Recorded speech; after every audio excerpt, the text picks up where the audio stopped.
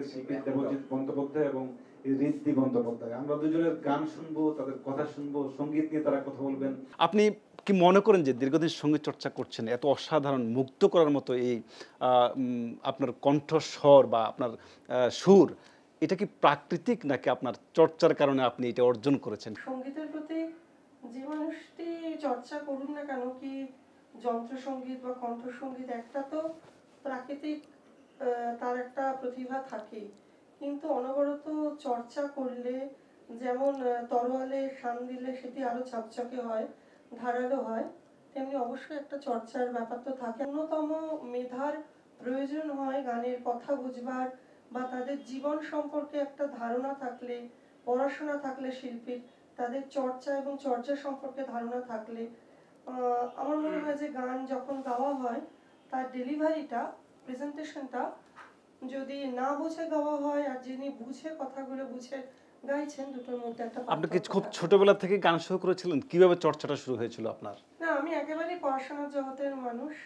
আমার বাবা মা যেহেতু পড়াশোনার জগতের মানুষ ছিলেন, এজন্য আমাকে মানে কলেজে চাকরি আমি পেয়েছিলাম, আমি ইতিহাসের লেকচারার ছিলাম। সেই চাকরি ছেড়ে আমি গান শিখতাম ছোটবেলা থেকে বিভিন্ন বিখ্যাত মানুষদের কাছে, একেবারেই গানের জগতে আসি এবং আমার একাডেমিক্সটা যথেষ্ট ভালো ছিল, কিন্তু গানের প্রতি আমার একটা সহজাত ভালোবাসা ছিল। এবং পরে যখন চাকরি ছেড়ে গানের জগতে ঝাঁপিয়ে পড়লাম এবং প্রথমে তো নাটকের গানই করতাম, বিয়ের পরে যেহেতু চাকরি ছেড়ে গান মানে গানের জগতে এসেছি, কিন্তু 2013-14 থেকে আমি আমার নিজস্ব যে ধারা পঞ্চকবির গান, এই ব্র্যান্ডিংটা আমি, মানে এই ধারাটা আপনি কি স্বতঃস্ফূর্তভাবে নির্বাচন করেছেন নাকি কেউ আপনাকে? না না, এটা আমি স্বতঃস্ফূর্তভাবে নির্বাচন করেছিলাম এবং আমার যারা গুরু ছিলেন রবীন্দ্রনাথের গানে শ্রীমতী মায়া সেন, ডক্টর শৈলেন দাস, শ্রীমতী বাণী ঠাকুর, এবং দ্বিজেন্দ্রলাল, অতুল প্রসাদ, রজনীকান্ত সেনের গানে শ্রীমতী মঞ্জু গুপ্ত, শ্রীমতী কৃষ্ণা চট্টোপাধ্যায়, শ্রী সুশীল চট্টোপাধ্যায়, তাদের কাছে আমি ছোটবেলা থেকে গান শিখেছি পড়াশোনার পাশাপাশি। শিল্পের সঙ্গে কি আত্মকেন্দ্রিকতার কোনো সম্পর্ক আছে? আছে। বেশিরভাগ শিল্পী এখনকার শিল্পীরা কিংবা সাহিত্যিকরা তারা একটু এমনিতেই শিল্প জিনিসটা একটু আত্মকেন্দ্রিক, কিন্তু এখনকার মানুষজন আমরা ছোট ফ্ল্যাটে থাকি, ছোট পরিবার নিয়ে থাকি এবং আমরা নিজের এবং আমার মানে নিজের 3 জন বা 4 জনের বাইরে কমপ্লিট ভাবতে পারি না। আমি একমাত্র সন্তান, কিন্তু আমার মা যেহেতু আমাকে বড় করেছিলেন আমার কাজিনদের সাথে, সেইখানে সেই আত্মকেন্দ্রিকতাটা আমার মধ্যে দানা বাঁধতে পারিনি। পরে আমি আরেকটা জিনিসও দেখেছিলাম যে একটা লাঠিকে ভাঙাটা তো সহজ, 10টা লাঠি জোট বেঁধে থাকলে ভাঙাটা কিন্তু অনেক কঠিন। ধন্যবাদ। আমরা অবশ্যই আপনার আরো কথা শুনবো। আমি একটু দেবজিৎ বন্দ্যোপাধ্যায়ের কাছে যেতে চাই। কলকাতায় নাট্য চর্চার একটা দীর্ঘ ইতিহাস আছে, ব্রিটিশ আমল থেকে শুরু করে অদ্যাবধি পর্যন্ত, কিন্তু সাম্প্রতিককালে আমরা আমাদের মনে হচ্ছে যে ঢাকার মতোই সম্ভবত নাটকের খরান কাল শুরু হয়েছে। একটা ভাটার টান এসছে। আচ্ছা, এটা হয়তো নাট্য জগতে বারবার আসে। এই যে যেমন ঋদ্ধি বলল যে পঞ্চকবির গান, আমিও যখন থিয়েটারের গান নিয়ে শুরু করেছিলাম তখন অনেকেই বলেছিলেন যে থিয়েটারে যারা নাটকের লোক তারা বলেছিলেন তুমি তো আমাদের উচ্ছিষ্ট নিয়ে কাজ করছো থিয়েটারের গান। আর আরেক দল বলেছিলেন যে থিয়েটারের গান কোনোদিন সাবজেক্ট হবে না। কিন্তু আমি আজকে দাঁড়িয়ে বলতে পারি যে থিয়েটারের গান একমাত্র নাটককে একটা পরিচিতি দিতে পারে। আপনি শুধু গান সংগ্রহ করছেন নাকি নিজে গান লেখেনও? আমি গানটা করি, কোনো কোনো সময় আমি নিজে টুকটাক দু একটা নাটকের কাজ করেছি, সেইগুলোতে আমি গান লিখেছি। কিন্তু বিশেষত গানগুলোকে সংগ্রহ করা এবং পরিবেশন। কত গান সংগ্রহ করেছেন যাবত? 40 থেকে 50 হাজারের মধ্যে। বিশাল আর্কাইভ, বিশাল। এবং আমাদের একটা একাডেমি থিয়েটার আর্কাইভ আছে যেখানেতে শুধু রেকর্ড আছে 35,000 এবং সেটা দুপিঠের রেকর্ড আছে, লং প্লেইং আছে, একদম আদিকালের সেই পিসবোর্ড একদম প্রথম রেকর্ড থেকে আছে, 1902 সালের রেকর্ড। এবং সেই দানিবাবুর গলা আমাদের কাছে আছে, অর্ধেন্দু মোস্তাফি আছেন। দানিবাবু মানে গিরিশচন্দ্র ঘোষের যে ছেলে। শুধু আমাদের এই বাংলা নয়, ভারতবর্ষ নয়, বাংলাদেশ নয়, সারা পৃথিবীর নাটক আছে আমার কাছে। এবং শেক্সপিয়ারের প্রোডাকশনও বিভিন্ন দেশের বিভিন্ন সময়ের প্রযোজন আমার কাছে আছে। আপনি থিয়েটারে গান করতেন, থিয়েটারের গান কি ওনার সুবাদে আপনি থিয়েটারে গান করেছিলেন? প্রথম আমার মানে মঞ্চে, বড় মঞ্চে আত্মপ্রকাশ ঘটে থিয়েটারে গানে, কিন্তু তার আগে আমি তখন বিয়ের আগে ছোটোখাটো অনুষ্ঠান বা দূরদর্শনে হয়তো নববর্ষের বৈঠক, এখানে আমি তখন দ্বিজেন্দ্রলাল, অতুল প্রসাদ, রজনীকান্ত সেনের গান করেছি। কিন্তু নতুন শিল্পীরা যেমন একটা জায়গায় একটা গান করবার জন্য ডাক পায়, ওখানে আধখানা গান গাইবার জন্য ডাক পায়, সেরকম ডাক পেয়েছি। কিন্তু প্রথম আমার শ্রোতাদের সাথে আমার নাটকের গানে, এবং সেটা ওনার সাথেই এক মঞ্চে নাটকের গান যেহেতু আমাকে আমার শ্রোতাদের সাথে প্রথম পরিচয় করিয়েছে, সেই জন্য নাটকের গানের আমার কাছে একটা আলাদা জায়গা আছে। আমরা দুজনেই কখনো দুজনের কাজেতে আঘাত করে। মানে ইন্টারফেয়ার করিনি কোনোদিন। এখন কি হয়, আমি ওকে যদি একটা চাপিয়ে দিই, ও যদি আমাকে চাপিয়ে দেয়, আমরা হয়তো প্রাথমিকভাবে সেটাকে মেনে নিলেও পরবর্তীকালে সেটা নিঃশ্বাস বন্ধের কারণ হয়ে যায়। আপনার জন্ম বেড়ে ওঠা কলকাতা শহরেই নাকি কলকাতার বাইরে? আমার জন্ম হচ্ছে হাওড়াতে, আচ্ছা, কলকাতার পাশের শহরে। রবীন্দ্রনাথের কাব্যে, সাহিত্যে, নাটকে যে গভীরতা আছে, গানে যে গভীরতা আছে, সেই গভীরতা আজকে যারা গান লিখছেন, সুর করছেন, গাইছেন, সে গভীরতা নেই। কাজী নজরুল ইসলাম যতদিন না স্তব্ধ হয়েছেন ততদিন পর্যন্ত অনর্গল লিখে গেছেন। সবটা হয়তো মানে তার মতো সঠিক মাত্রা পায়নি, কিন্তু সেটা তার শারীরিক কারণ আছে, তার পারিবারিক কারণ আছে, তার পারিপার্শ্বিকতা আছে।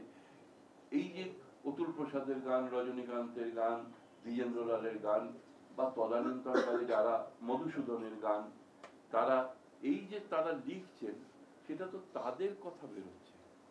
আর সেই গিরিশ ঘোষের কথা যে ৭-৮ পাতা সংলাপের বদলে একটা গানই সেই কাজটা সমাধা করতে পারে। আপনার গুরু কে ছিলেন? আপনি যে পরম্পরার কথা বলেছেন, নিশ্চয়ই আপনার একজন গুরু ছিল যার হাত ধরে আপনি এসেছেন। আমার ওস্তাদ সাকিবউদ্দিন খান সাহেবের কাছে আমি গান শিখেছি, উনি আমার মানে গুরু ছিলেন।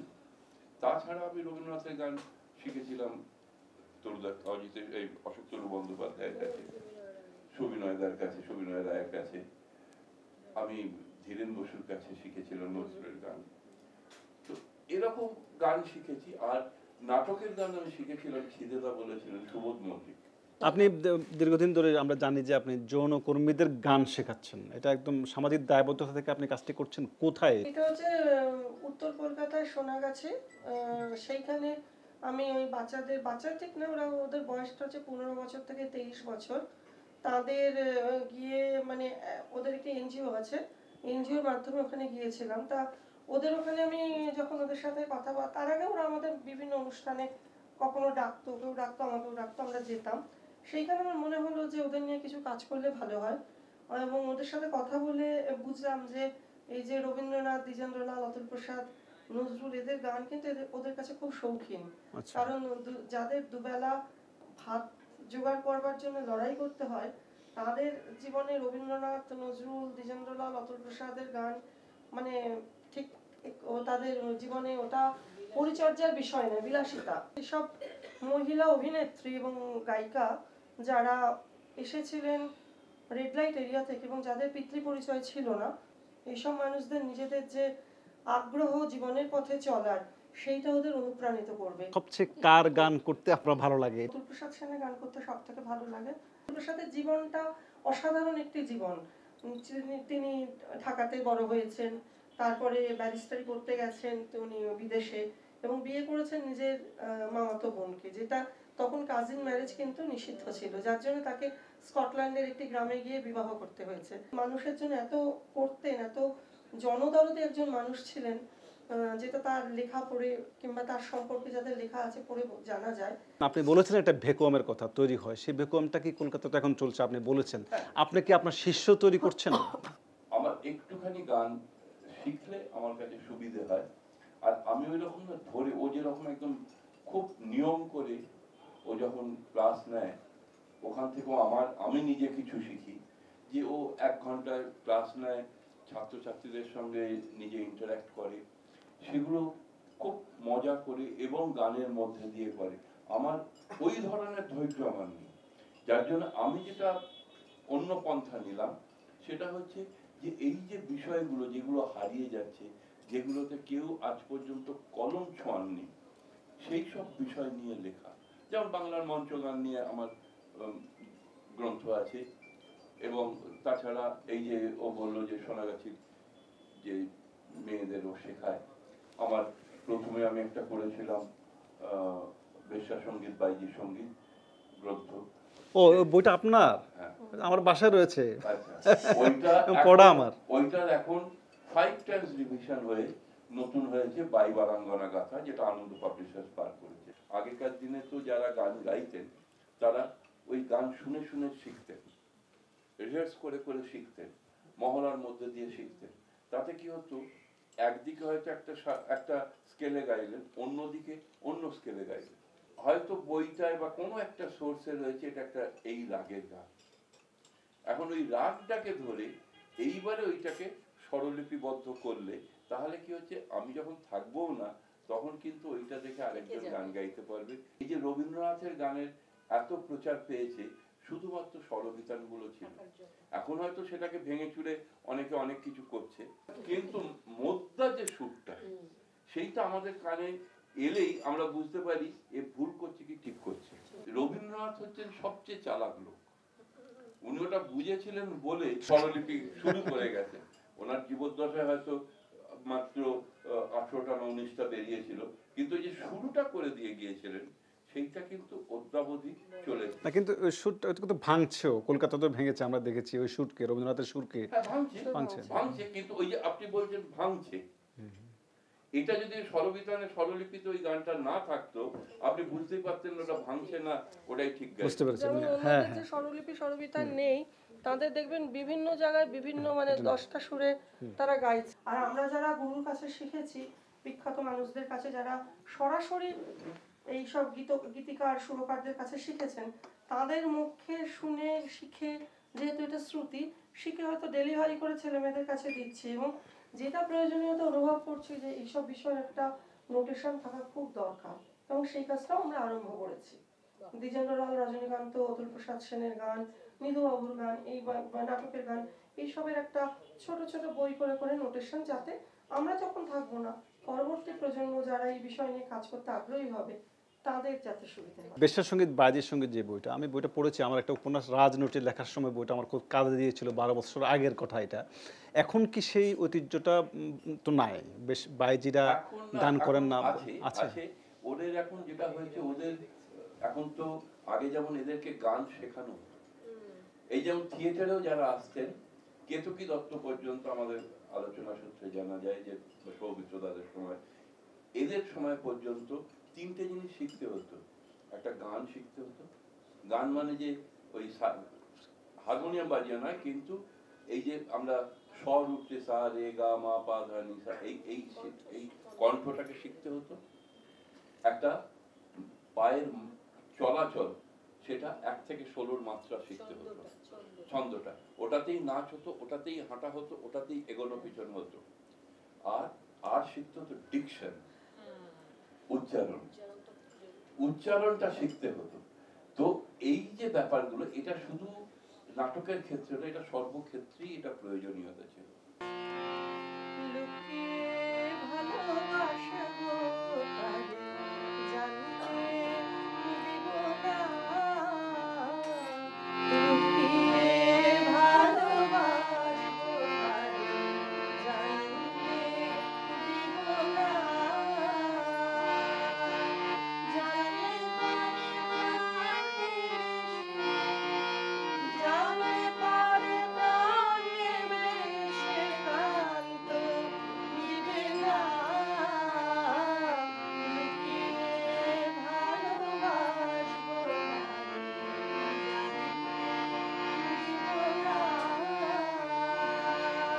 বিসর্জন নাটকের গান। আধার রাতে একলা পাগল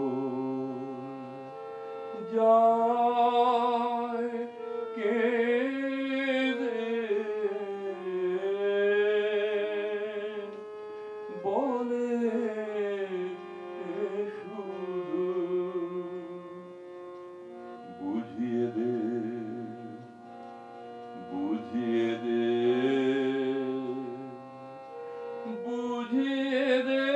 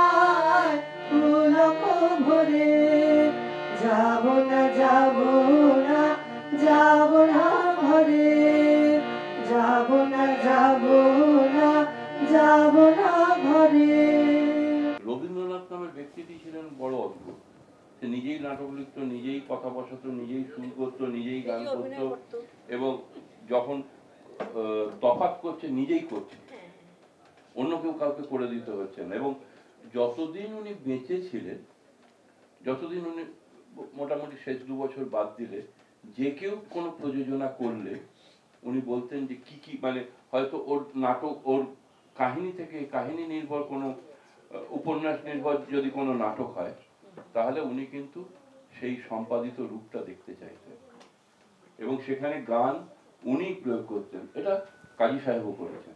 এমন হয়েছে এই শিশির বাদুড়ির অনুরোধে ওর যোগাযোগের সর্বনাশ হয়েছিল, কারণ যোগাযোগ ছিল ট্র্যাজেডি, কিন্তু শিশির ভাদুড়ি বলেছিলেন এটা ট্র্যাজেডিতে রাখলে লোকে দেখবে না। আর শিশির ভাদুড়ি ওকে আবার একটা জনপ্রিয় করেছিলেন পাবলিক বোর্ডে শেষ রক্ষায়। পাবলিক থেকে উনি গান দিয়ে স্টেজেতে তুলতেন শেষ দৃশ্যে, যার জন্য রবীন্দ্রনাথ বলেছিলেন আমার গোড়ায় গলদ ছিল এখন শেষ রক্ষা হলো।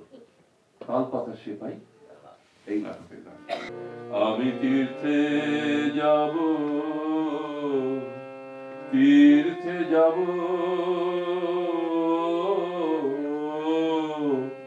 সোদা মাটির গন্ধ লব, আমি করব স্নান নিমের জলে,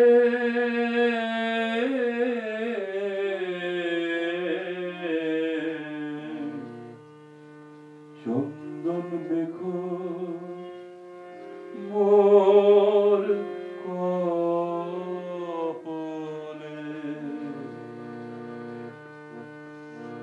আমি সেজে গুজে উঠব খাটে,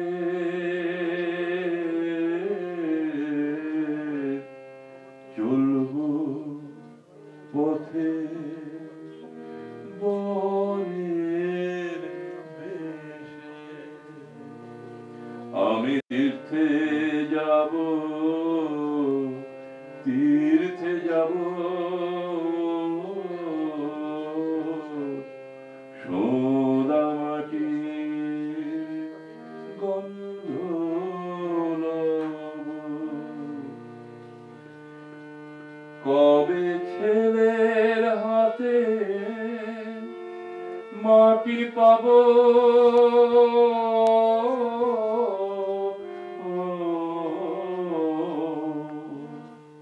হয়তো তখন শান্ত হব, কবে ছেলের হাতে মাটি পাব,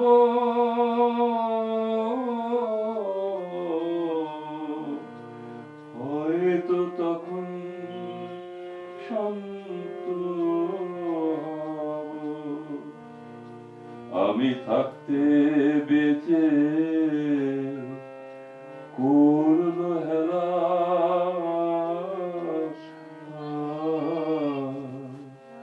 আজ অশ্রু কেন সন্ধ্যা বেলা, আমি থাকতে বেঁচে করল হেলা,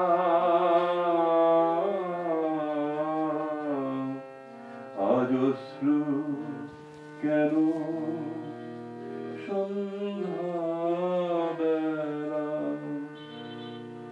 আমি তীর্থে যাব, তীর্থে যাব,